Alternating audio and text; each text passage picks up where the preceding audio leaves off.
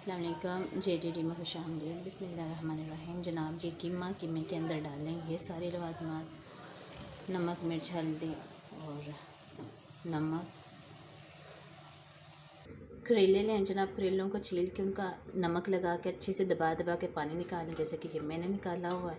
उसके बाद अच्छे से वॉश करें। वॉश करने के बाद भी दबा के इनको निचोड़ के खुश्क कर लें। गरम ऑयल में अच्छे से ब्राउन कर लें करेले।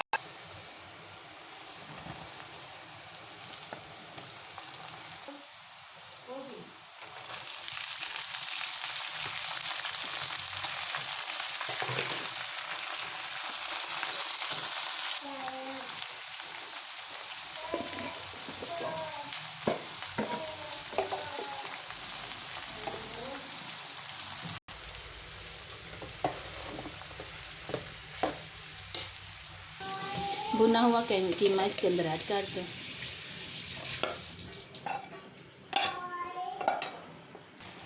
माशाल्लाह मज़ेदार कीमा करेला तैयार है।